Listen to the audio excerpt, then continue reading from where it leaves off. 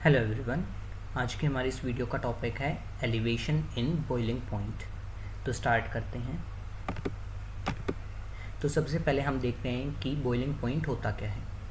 मान लो हम किसी भी लिक्विड को गर्म कर रहे हैं, तो जब हम किसी लिक्विड को गर्म करेंगे तो अपनी लिक्विड स्टेट से वेपर स्टेट में कन्वर्ट होना स्टार्ट हो जाएगा।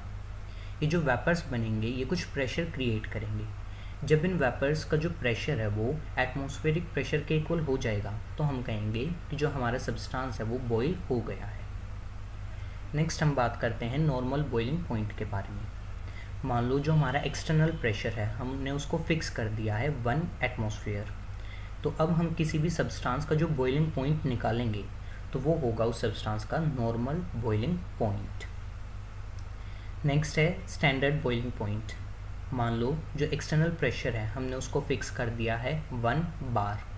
तो इस प्रेशर पर किसी भी सब्सटेंस का जो बॉइलिंग पॉइंट निकालेंगे हम वो होगा स्टैंडर्ड बॉइलिंग पॉइंट।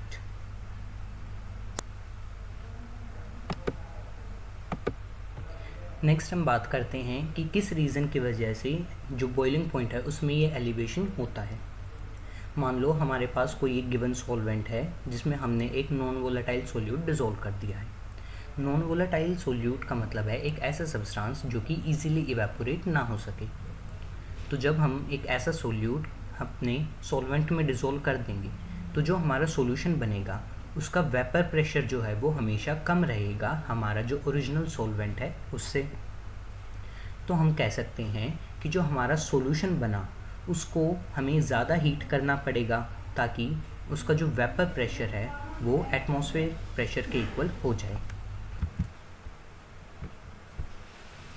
तो हम कह सकते हैं कि जो बॉइलिंग पॉइंट है हमारे सॉल्यूशन का वो हमेशा ज़्यादा रहेगा हमारे प्योर सॉल्वेंट से।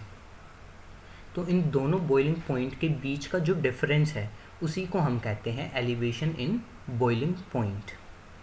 मान लो कि जो हमारा सॉल्यूशन है उसका बॉइलिंग पॉइंट है TB और जो हमारा प्योर सॉल्वेंट है उसका बॉइलिंग पॉइंट है T0B। तो जो एलिवेशन है हमारा बॉइलिंग पॉइंट में वो हो जाएगा TB माइनस T0B। जो एलिवेशन इन बॉइलिंग पॉइंट है उसको हम डिनोट करते हैं डेल्टा TB से। तो डेल्टा TB इक्वल हो जाएगा TB माइनस T0B। एक्सपेरिमेंटली देखा गया है कि जो डाइल्यूट सॉल्यूशंस है उनके लिए जो एलिवेशन है बॉइलिंग पॉइंट में वो डायरेक्टली प्रोपोर्शनल होता है मोलल कंसंट्रेशन की। मोलल कंसंट्रेशन हमारे सोल्यूट की किसी भी सॉल्यूशन में। तो हम कह सकते हैं कि जो डेल्टा TB है वो डायरेक्टली प्रोपोर्शनल है M के। जब भी हम ये प्रोपोर्शनैलिटी का साइन हटाएंगे तो हमें कोई कांस्टेंट लगाना पड़ेगा। तो हम कह सकते हैं डेल्टा TB इक्वल है KB इंटू M। ये जो KB है ये है हमारा बॉइलिंग पॉइंट एलिवेशन कांस्टेंट और इसकी यूनिट है किलोग्राम केल्विन पर मोल।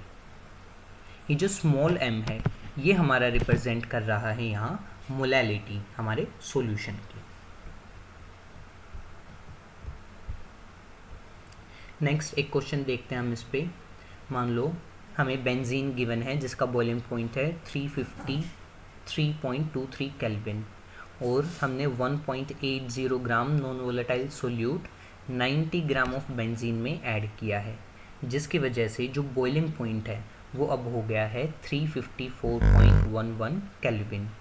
तो हमें मोलर मास बताना है हमारे सोल्यूट का और जो KB की वैल्यू है बेंजीन के लिए वो गिवन है 2.53 केल्विन किलोग्राम पर मोल।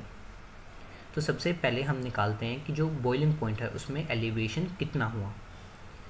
जो नया बॉइलिंग पॉइंट है वो हो गया है हमारा 354.11 केल्विन और जो ओरिजिनल बेंजीन का बॉइलिंग पॉइंट है वो है 353.23।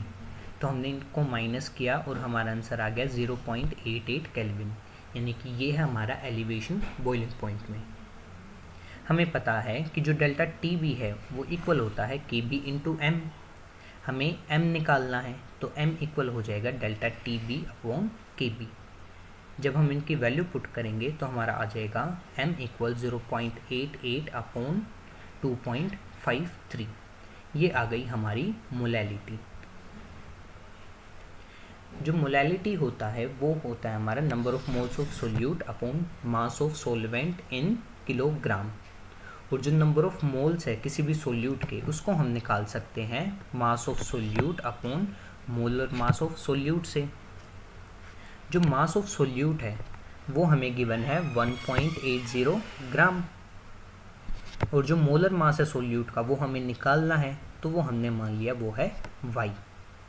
जब हम इसकी वैल्यू मोलैलिटी में पुट करेंगे तो हमारा जो मोलैलिटी था वो इक्वल है 0.88 अपॉन 2.53।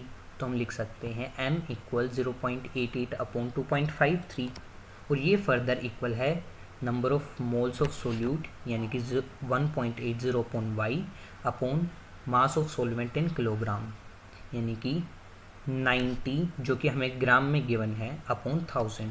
अपॉन 1000 हमने इसलिए किया ताकि ये किलोग्राम में कन्वर्ट हो सके। जब हम इसको सॉल्व करेंगे तो हमारा आंसर आ जाएगा 57.5 ग्राम पर मोल। नेक्स्ट एक और क्वेश्चन है जो कि बिल्कुल सेम है। इसमें हमें मोलर मास निकालना है डाइक्लोरोबेंजीन का। इसको आप लोग खुद ट्राई कर सकते हो। इसका आंसर है 148.32 ग्राम पर मोल। तो आज की वीडियो में सिर्फ इतना ही। आई होप ये वीडियो आप लोगों को अच्छी लगी होगी। Please like, share and subscribe. Thank you.